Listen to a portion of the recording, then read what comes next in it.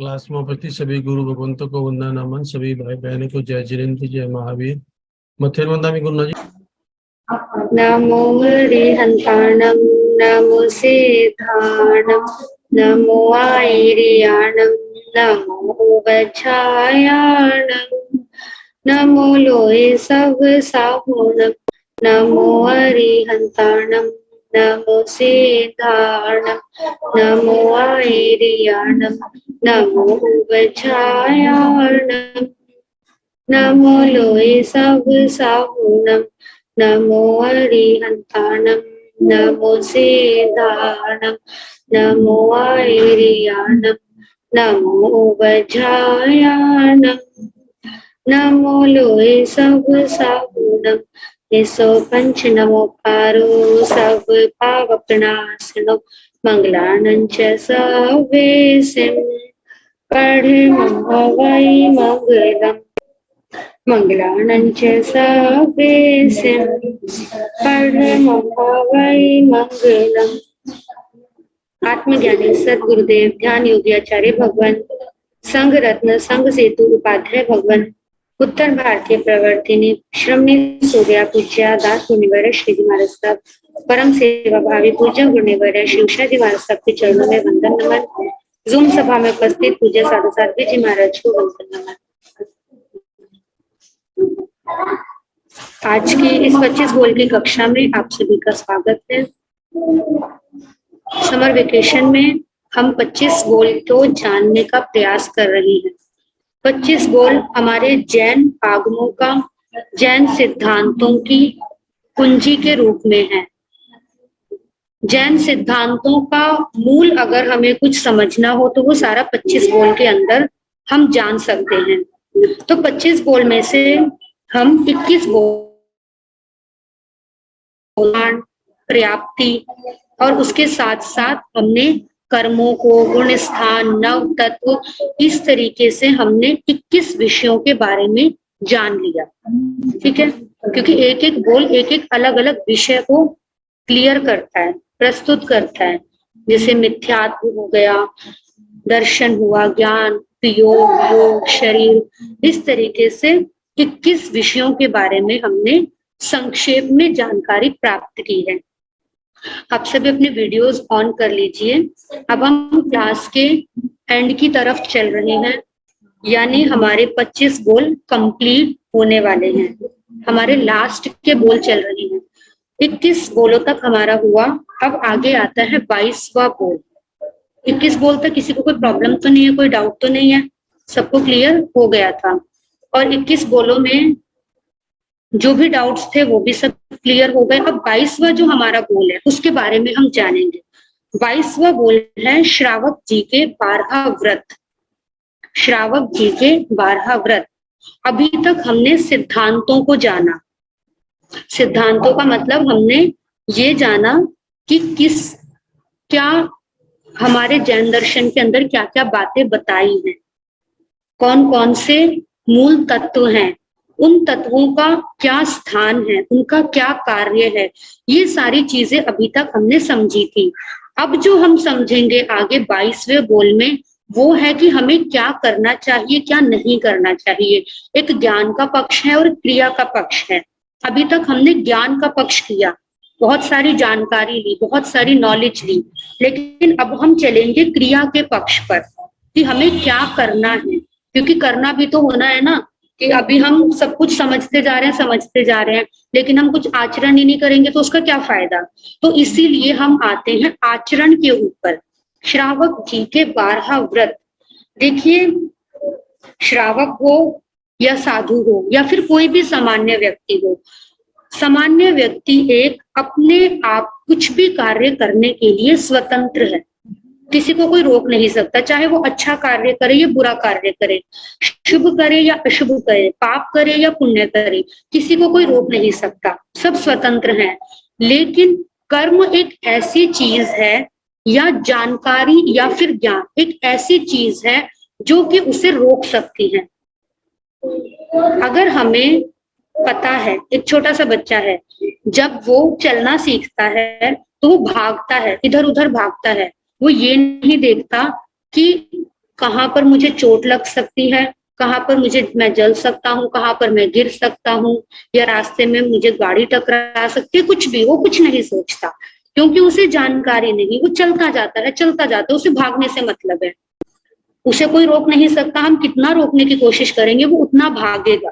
तो हम क्या करते हैं, उसे लालच में उलझाकर रोकते हैं। लेकिन अगर उस बच्चे को कुछ टाइम के बाद जब पता चल जाता है कि यहाँ पर जाने से मुझे ये परेशानी हो सकती है, मुझे चोट लग सकती है, मेरे साथ गलत हो सकता है, अगर वो जानकारी जब उसको हो जाती है, तब क्या उसे रोकना पड़ता है? रोकना नहीं पड़ता, वो अपने आप रुक जाता है। मतलब ज्ञान हमें रोक सकता है कि हमें कहाँ पर रुकने की जरूरत है, कहाँ पर हमें अपना ख्याल रखने की जरूरत है, वो हमें केवल ज्ञान ही रोक सकता है, चाहे वो सांसारिक हो या फिर वो आध्यात्मिक हो। अब बात आई, हमने जो इतने 21 गोल समझे, वो हमने सिद्धांतों के बारे में क्यों समझा कि जब हम करने के ऊपर आएंगे कि अब हमें क्या करना है, क्या छोड़ना है, कहाँ पर रुकना है, कहाँ पर बचना है, जब हम यहाँ आएंगे उससे पहले हमें पता होना चाहिए कि ये हमें क्यों नहीं करना। ठीक है ना? अगर हमें ज्ञान को बढ़ाना है तो हमें ज्ञान को क्यों बढ़ाना है? कि हमें अज्ञान से बचना है। अगर हमें शुभ भावों में आना है, हिंसा से रुकना है, तो क्यों रुकना है? क्योंकि उनसे कर्मों का बंध है, वो कर्मों का आश्रय करता है, उनसे पाप कर्म का बंध होता है। ये सारी चीजें हमने कहाँ पर समझ ली? पहले के बोलों में। पहले के बोल में जब हमने ये समझ लिया कि इन इन चीजों से पाप का बंध होता है, तो आगे के अब ये जो 22वां बोल है, अब ये हमें रोकेगा कि ये जो चीजें गलत हैं, जिनसे आपके कर्मों का बंध हो रहा है, यहाँ पर आकर अब इसको स्टॉप कर दो। अब जानकारी हो गई, तो जानकारी के बाद हर कोई रुक जाएगा। अगर जानकारी के बिना पहले के बोल निकालकर सीधा हम आचरण पर आ जाएं, तो कोई भी फॉलो करना नहीं चाहेगा, सबको लॉजिक चाहिए। तो अब इसीलिए हम 22वें बोल के अंदर आते हैं, श्रावक जी के 12 व्रत। श्रावक कौन है? अक्सर हम कहते हैं कि जैन धर्म में, जैन कुल में जिसने जन्म लिया वो सभी श्रावक है ना? हम ऐसे ही कहते हैं, किसी जैन धर्म में किसी बच्चे का जन्म हुआ तो हम क्या कहेंगे? छोटा श्रावक आ गया, एक और नया श्रावक आ गया। क्या वो श्रावक बन गया जन्म लेते ही? नहीं बना। उसे क्या पता कि श्रावक होता क्या है? केवल जैन कुल में जन्म लेना ही श्रावक बनना नहीं है। श्रावक का मतलब है, श्रावक कहते हैं श्रमणोपासक को। श्रमणोपासक, शास्त्रों में शब्द है श्रमणोपासक, यानी श्रमण का उपासक। श्रमण का उपासक। श्रमण कौन होते हैं? साधु, संयमी। जो श्रमण होते हैं, जो साधु होते हैं, उनकी उपासना करने वाला, यानी उनके जैसा आचरण करने वाला, उनकी जैसी क्रिया करने वाला, उनकी हर चीज को, हर बात को मानने वाला कौन होता है? श्रमणोपासक या श्रावक। और जब तक हमें पता ही नहीं हमें क्या करना है, या फिर हम कुछ भी गलत आचरण करते जा रहे हैं, तो हम श्रावक कैसे हो सकते हैं? श्रावक वही होगा जिसकी दिशा सही होगी, जिसका मार्ग सही होगा, तो वो होगा श्रावक। ठीक है। अब जो श्रावक है उसके 12 प्रकार के व्रत हैं, यानी वो जो अपने जीवन में उसने संयम तो नहीं लिया, साधु जीवन तो वो पाल नहीं सकता, लेकिन गृहस्थ में रहते हुए वो क्या क्या चीजें कर सकता है, उसे क्या क्या करना चाहिए और क्या क्या नहीं करना चाहिए, उनको बताने वाले 12 प्रकार के व्रत हैं। उन्हें आप व्रत भी कह सकते हैं, लिमिटेशन भी कह सकते हैं, मर्यादा भी कह सकते हैं और संवर भी कह सकते हैं। इन 12 व्रतों को धारण करने वाला श्रावक कहलाता है, और श्रावक इन 12 व्रतों को अपनी सामर्थ्य के अनुसार, ऐसा नहीं कि पूरा जितना एक ने किया उतना ही सब करेंगे, जिसकी जितनी सामर्थ्य है उतना वो नियम कर लेता है। अब जैसे साधु है, साधु ने तो पूरा ही त्याग कर दिया, सर्व त्यागी है, लेकिन श्रावक सर्व त्यागी नहीं हो सकता। तो वो क्या करता है कि पूरा तो मैं नहीं कर सकता, लेकिन जितनी मेरी कैपेसिटी है उस कैपेसिटी के अकॉर्डिंग मैं कुछ ना कुछ मर्यादा कर सकता हूँ।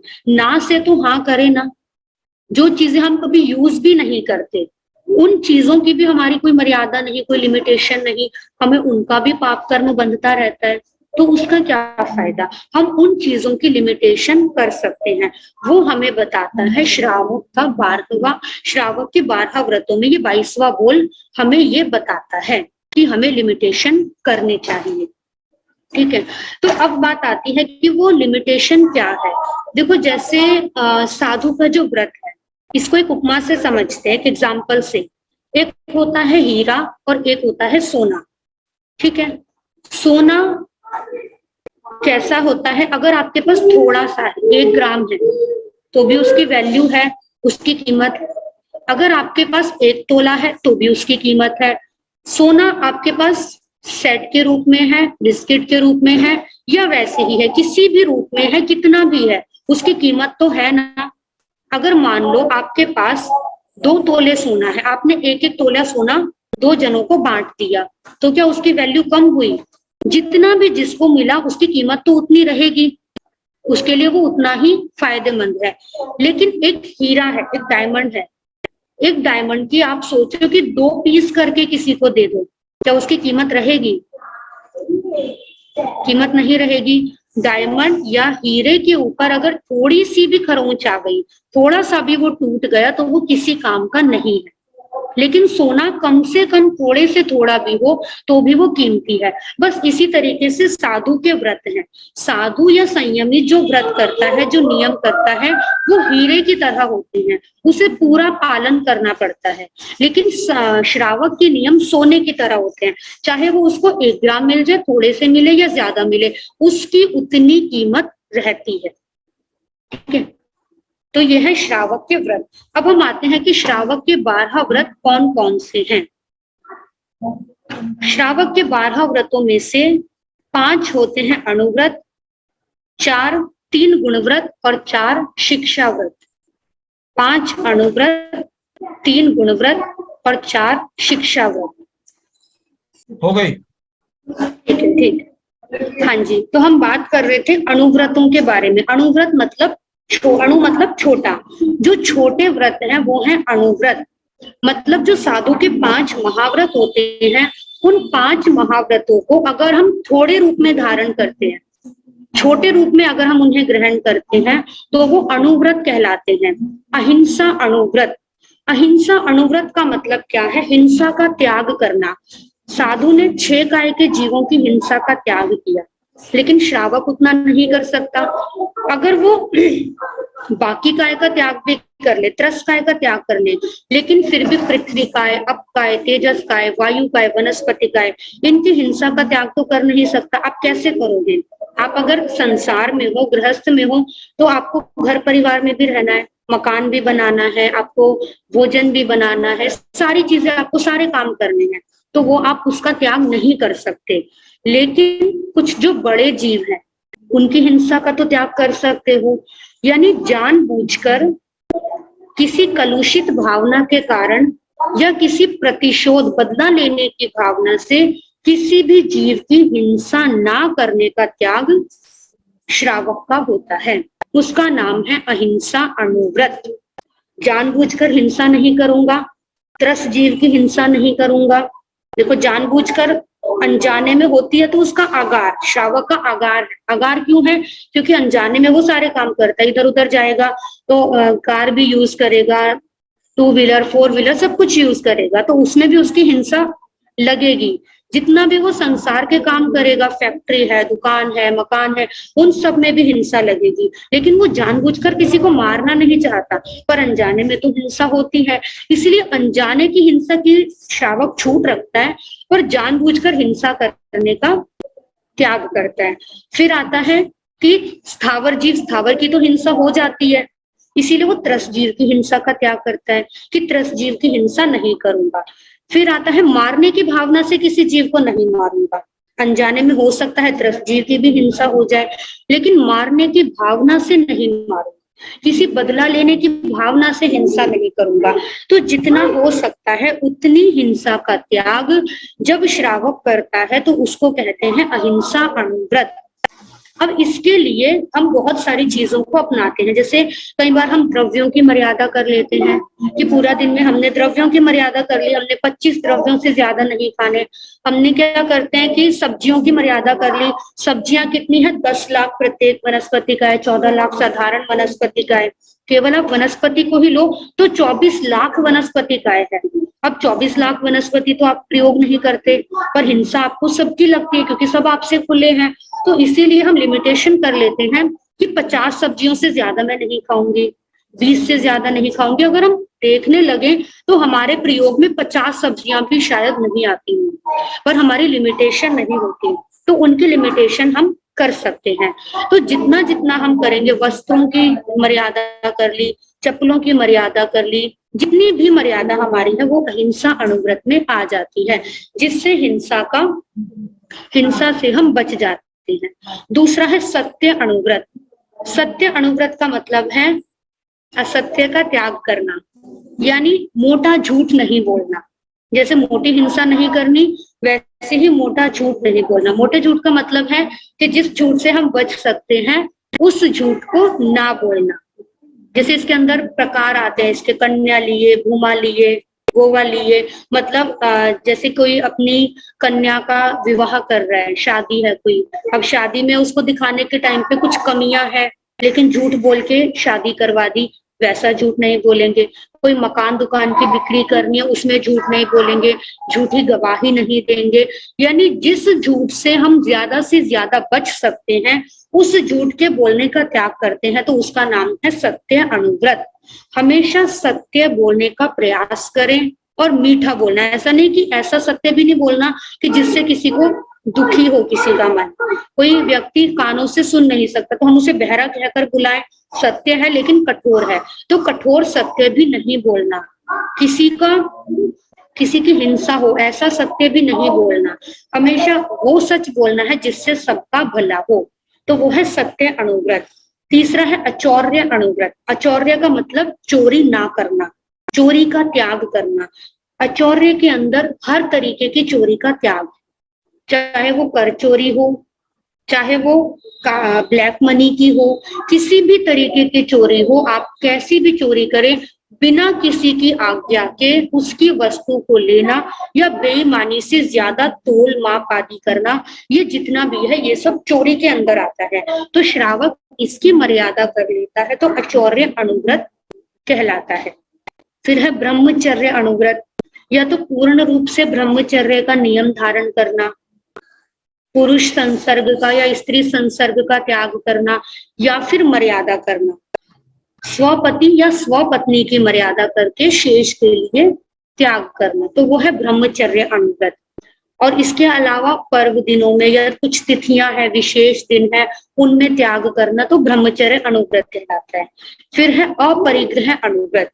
अपरिग्रह का मतलब ग्रह की मर्यादा करनी। अब जैसे सोना, चांदी, धन, पैसे हैं, इन सब की लिमिटेशन कर ली। मैं अपनी मालकियत में इतने धन से ज्यादा नहीं रखूंगी, इतना सोना, इतनी चांदी, ये इतनी ज्वेलरी हो गई, इतने मकान हो गए, इतनी दुकान हो गई। हमने एक लिमिटेशन रखी, वो हम अपनी कितनी भी कर सकते हैं, उससे ज्यादा ना हम कमाएंगे, ना अपने अंडर में रखेंगे, ना ही हम लेंगे। वो है अपरिग्रह अणुव्रत।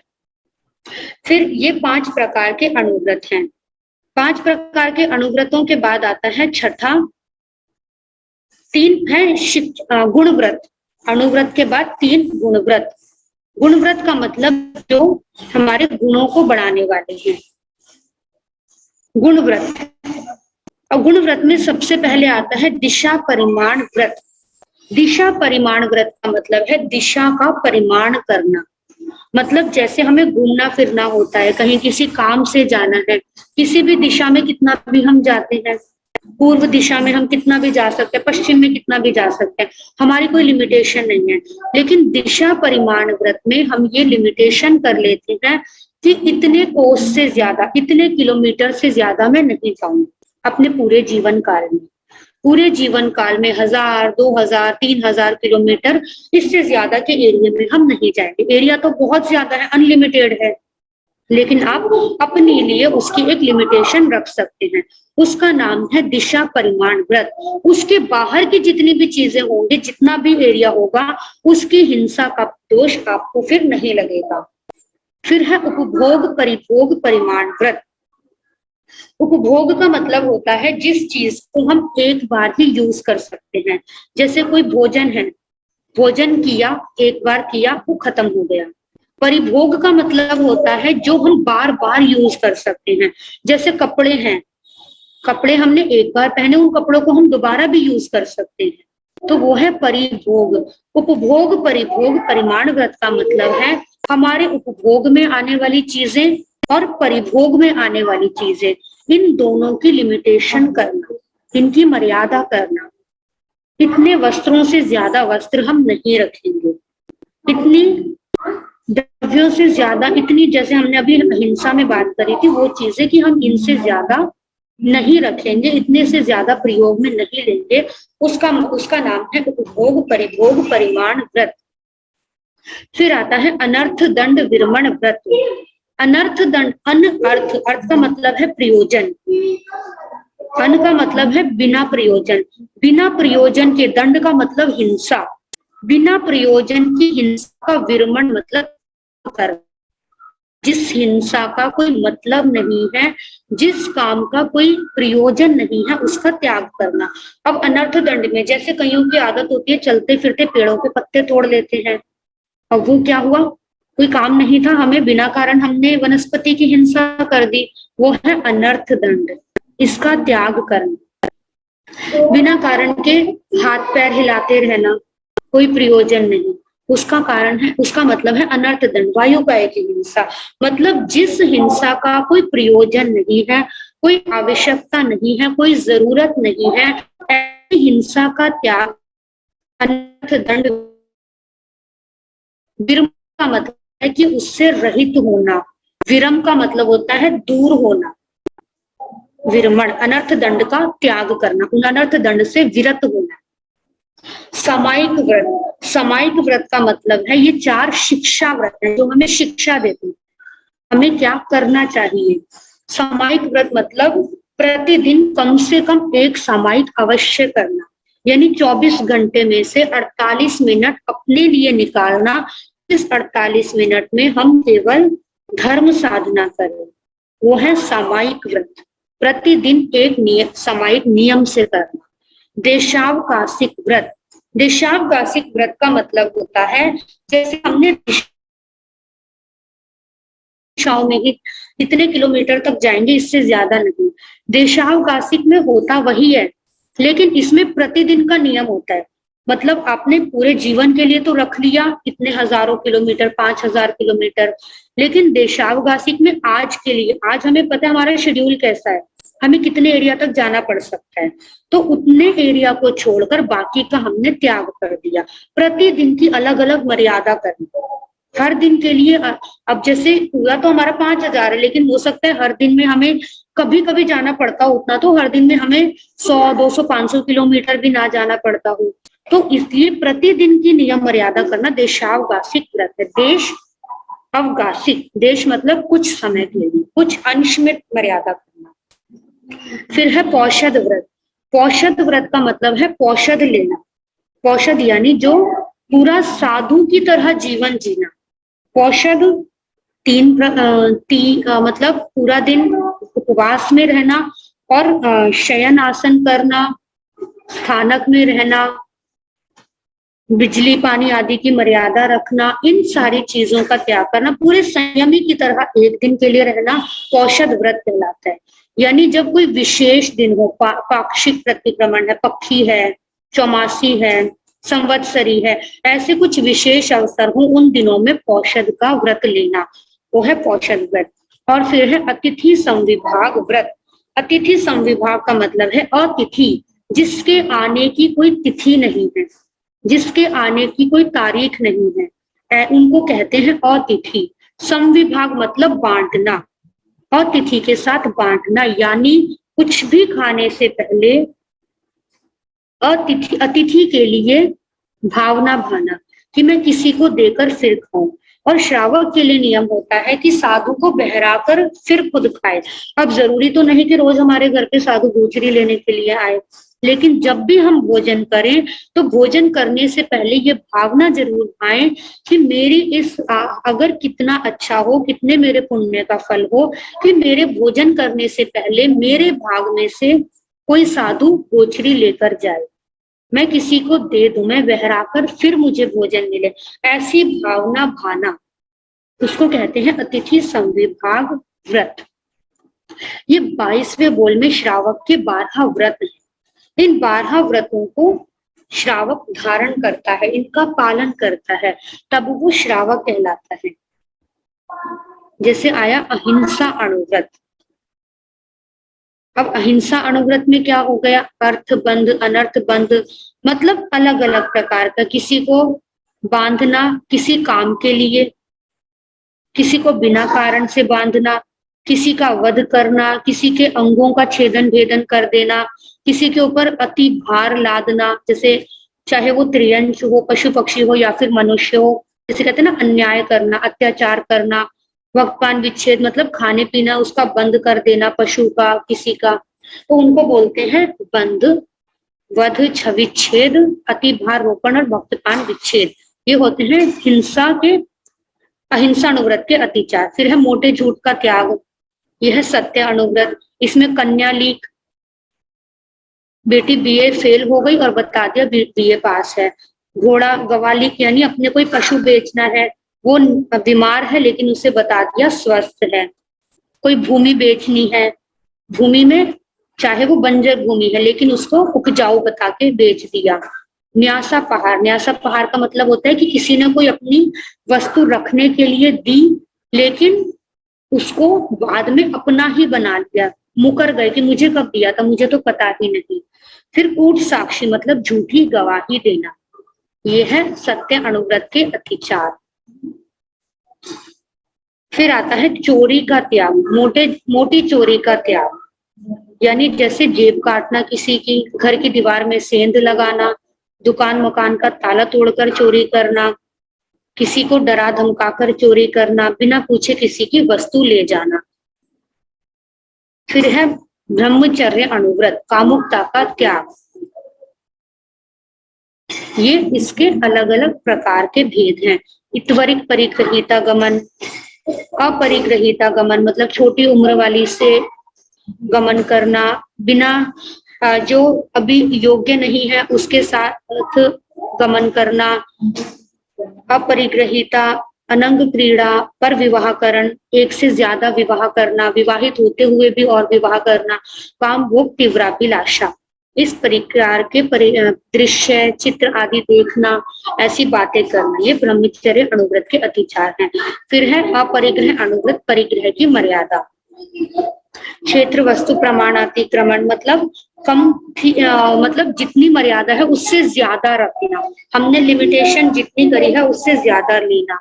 हिरण्य सुवर्ण, धन धान्य, द्विपद चतुष्पद यानी 2 पैर वाले 4 पैर वाले मतलब पशु पक्षी या दास दासी, बाकी जितनी भी धातु, इन सबके जितनी लिमिटेशन रखते उससे ज्यादा लेना प्रमाण अतिक्रमण है। दिशाओं की मर्यादा भी इसके अंदर अपरिग्रह अनुव्रत। फिर है भोग, दिशा परिमाण व्रत में दिशाओं की मर्यादा, ये अपरिग्रह इसमें गलती से लिखा है। फिर भोगों को भोग परिमाण व्रत, खाने पीने की वस्तुओं की और पहनने ओढ़ने की। उसके बाद अनर्थ दंड, बिना कारण के हिंसा का त्याग करना। प्रतिदिन शुद्ध सामायिक का नियम धारण करना, सामायिक व्रत। देशावकाशिक व्रत, संवर करना, पर्व दिनों में प्रतिपूर्ण औषध करना, नियम सामायिक आदि करना, संवर करना और प्रतिदिन के लिए मर्यादा करना। फिर है औषध व्रत, औषध धारण करना। अतिथि संविभाग व्रत, साधु साध्वी को निर्दोष भिक्षा देना। ये 12 प्रकार के श्रावक के व्रत हैं। इसके बाद आता है साधु के 5 महाव्रत। जैसे हमने व्रत में बात करी अनुव्रतों में, वैसे ही महाव्रत हैं, लेकिन महाव्रत में सर्वस्व का नियम धारण किया जाता है, पूर्ण का त्याग किया जाता है। जैसे अहिंसा है, पूर्ण रूप से अहिंसा का नियम धारण करना, अहिंसा का नियम करने के लिए समितियों का पालन करना, 5 जो प्रकार के महाव्रतों का पालन करना, जैसे अहिंसा महाव्रत है तो उसके लिए क्रिया समिति मतलब चलते हुए विवेक रखना, मन समिति मन में किसी के प्रति गलत भावना नहीं करना, भाषा समिति बोलने में विवेक रखना, पेशना समिति आहार पाने के लिए कोठरी के लिए जाते हैं तो वहां विवेक रखना, कोई हिंसा ना हो। आदान निक्षेपना समिति कोई वस्तु रखनी है, उठानी है, फेंकनी है तो उसके लिए विवेक रखना।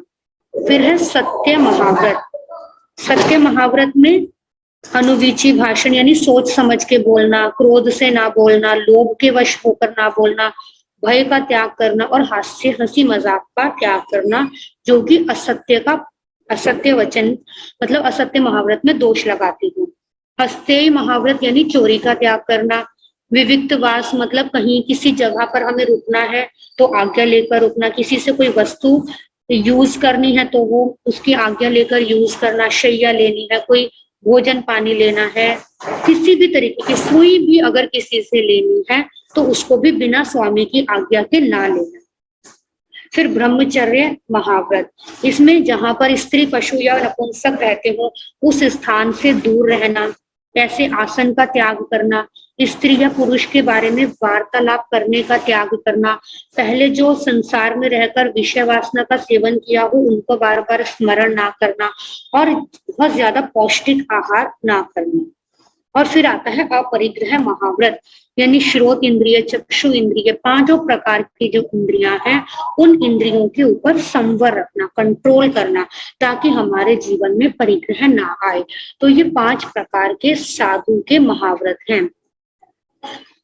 श्रावक के 12 व्रत हैं, साधु के 5 महाव्रत है, लेकिन फिर भी महाव्रत ऊपर है, अणुव्रत नीचे है, व्रत नीचे है, महाव्रत ऊपर है, क्योंकि महाव्रत में सर्वस्व का त्याग है और अणुव्रत में अंश में त्याग है। अणुव्रत छोटे से छोटा भी हो सकता है, कम ज्यादा से ज्यादा भी हो सकता है, लेकिन महाव्रत में कोई भी कैटेगरी नहीं है, महाव्रत पूरी तरह से ही धारण किए जाते हैं। तो यह है आपका 23वां बोल। इसके बाद आता है 24वां बोल। 24वें बोल में 49 भांगे हैं, 49 भांगे। 49 भांगों का मतलब क्या है कि ये मैथमेटिक्स है, हम प्रत्याख्यान करते हैं, कोई नियम धारण करते हैं, तो वो नियम हम कितनी तरीके से धारण कर सकते हैं। कई बार हम कहते हैं 2 करण 3 योग से, करण से, योग से, करना, कराना, अनुमोदन करना, इनको अलग अलग रूप में विभाजित किया जाए तो हमारे 49 विकल्प बनते हैं, 49 भांगे बनते हैं। उन भांगों में 49 भांगे उनको कहा जाता है। ये प्रत्याख्यान के 49 प्रकार हैं, जिनमें जो कि केवल 3 करण और 3 योग से बने हैं। 3 करण का मतलब है करना, कराना और अनुमोदन करना। करना मतलब अपने आप करना, कोई भी हिंसाकारी प्रवृत्ति की, कोई भी पापकारी कार्य किया वो अपने आप किया, हमने खुद करा। एक है करवाना, किसी और से करवाया, खुद तो नहीं किया। प्रत्याख्यान का मतलब होता है नियम धारण करना, नियम मर्यादा करना, लिमिटेशन करना, सेल्फ कंट्रोल करना। तो हमने कोई भी चीज खुद तो नहीं की लेकिन किसी और से करवाई। कई बार क्या कहते हैं कि हमने जैसे कोई नॉन वेजिटेरियन, अब उसने खुद से तो हिंसा नहीं की, खुद से तो मारा नहीं, लेकिन उन्हें बना बनाया लिया। अब खुद तो नहीं किया लेकिन दूसरे से तो बनवाया ना, तो करने का त्याग है तो करवाने का भी त्याग है। हम चाहे खुद करें या किसी और से करवाएं, हिंसा तो हमें उतनी ही लगेगी। करना, कराना और अनुमोदन करना। अनुमोदन का मतलब है कि हमने खुद किया भी नहीं, किसी से करवाया भी नहीं, लेकिन जिसने किया उसको हमने सपोर्ट किया। अनुमोदन मतलब सपोर्ट करना, अच्छा किया, तूने बहुत अच्छा काम किया, कोई बात नहीं, ये तो करना चाहिए, इतना तो चलता है, उसका नाम है अनुमोदना। अनुमोदना करने से भी बड़े से बड़ा पाप हो जाता है। इसीलिए करना, कराना और अनुमोदना तीनों का त्याग किया जाता है। ये है 3 करण। फिर आता है 3 योग, मन से, वचन से और काया से। मन से करना, हम मन से कोई बात खुद कर रहे हैं, हमने किसी और के मन में डाली, यानी मन से उससे करवाया। अनुमोदना करना, हम मन से किसी चीज की अनुमोदना कर रहे हैं, मन से हम सोच रहे हैं कि हम ये काम किसी और से करवाएंगे, हम खुद नहीं करेंगे। तो अभी किया नहीं है, लेकिन मन में तीनों चीजें, अगर मन से खुद कर दिया, मन में किसी से करवाने का भाव आ गया, या मन से अनुमोदना करने का भाव आ गया, तो वो हो गया मन से करना, कराना और अनुमोदना। वचन से, मन से तो नहीं किया, वचन से खुद किसी के साथ किसी को गलत बोल दिया, कोई अपशब्द, गाली दे दी, किसी की निंदा कर दी, किसी की चुगली कर दी, वो नहीं किया तो किसी और से करवा दिया। किसी और को हमने कहा कि उसके बारे में वहां जाकर ये बात कह दो, निंदा करवा दी। लेकिन अगर दो लोग आपस में किसी के बारे में बात कर रहे हैं, उस निंदा चुगली कर रहे हैं, तो हम सुनकर खुश होते, अच्छी बात है, इसकी होनी चाहिए। हमारा किसी के साथ वैर है तो हम खुश हो रहे हैं, हम खुद कर भी नहीं रहे, करवा भी नहीं रहे, लेकिन देखकर अगर खुश भी हो रहे हैं, उसको सपोर्ट भी कर रहे हैं, या फिर हाँ भी हमने कर दी, जरा सा हमने हाँ में सिर भी हिला दिया, तो उसका मतलब है हमें अनुमोदना का दोष लग गया। वो है वचन से करना। काया का मतलब है काया से करना, काया से करवाना, उसको सपोर्ट किया, शाबाशी दी, जा कर, अच्छी बात है।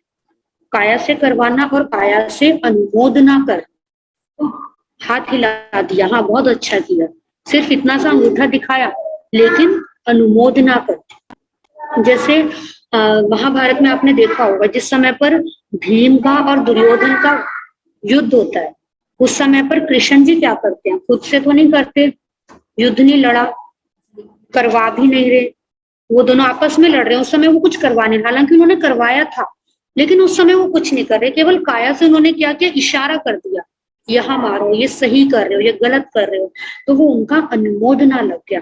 करना, कराना और अनुमोदना, मन से, वचन से और काया से। तो ये तीनों प्रकार के करण और तीनों प्रकार के योग जब आपस में मिलते हैं, हम कर रहे हैं, केवल मन से कर रहे हैं, केवल वचन से करते हैं, या काया से, तीनों से, या फिर तीनों से कर रहे हैं, या फिर हम दो से कर रहे हैं, या फिर हमारा करवाना मन से हो रहा है, वचन से हो रहा है, या काया से हो रहा है, या अनुमोदना, तो इन सबको मिलाकर 49 प्रकार के भांगे, 49 प्रकार चीज का पाप कर सकते हैं, कोई भी कर्म बंद कर सकते हैं, या 49 प्रकार से हम उस कर्म बंद का त्याग कर सकते हैं, प्रत्याख्यान कर सकते हैं, कि मैं खुद करने का त्याग करता हूँ अपने मन वचन काया से, या फिर मैं करने और करवाने का त्याग करता हूँ मन वचन काया से, या अनुमोदन का त्याग भी करता हूँ। तो वो हमारे ऊपर डिपेंड करता है कि हम करने का करते हैं, कौन कितने करण का करते हैं, कितने योगों से त्याग करते हैं, वो हमारे ऊपर डिपेंड करता है। उसका नाम है 49 प्रकार के भांगे। तो ये 49 कैसे बनते हैं, एक एक करण को लेकर, एक एक योग को लेकर, इसके बारे में हम अपनी अगली क्लास में चर्चा करेंगे।